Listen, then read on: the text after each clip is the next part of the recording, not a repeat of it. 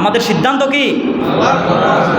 আপনি যেখানে যান না কেন, সমস্ত মীমাংসা বিবাদ সব কিছুর সমাধান সলভ কোরআন হাদিসে আছে নাকি নাই? এখন আল্লাহর রসুলের যে দাওয়াত দিতেন ইয়াহুদি খ্রিস্টানদের কাছে, তারা দাওয়াত কবুল না করার কারণ কি?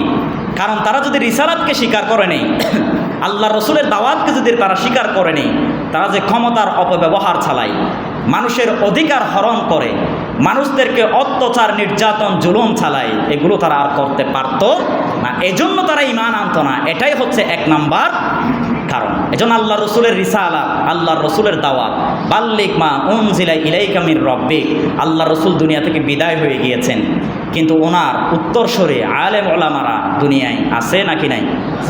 বাল্লিগু আন্নি ওয়ালাউ আয়া, হাদিসের মধ্যে এসেছে শুধু আলেমদের দায়িত্ব নয়, আপনি সাধারণ মানুষ একটা হাদিস জানেন, ইসলাম সম্পর্কে একটা বাক্য জানেন, এটাও মানুষের কাছে প্রচার দাওয়াত দেওয়া, এটাও আপনার দায়িত্ব। এখন তো মানুষ বলে যে হুজুরের দায়িত্ব সব হুজুর করবে, আমরা বলি না কি বলি না?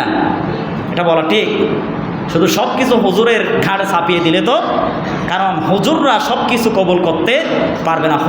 হুজুরদেরকে সাপোর্ট দেওয়ার জন্য আপনাদেরকে অগ্রসর হওয়াই লাগবে। সব কিছু আপনি হুজুরের উপর চাপিয়ে দিলেন, এটাও করলে হুজুরের দোষ, এটা না করলেও হুজুরের দোষ, এটা ঠিক না বেঠিক?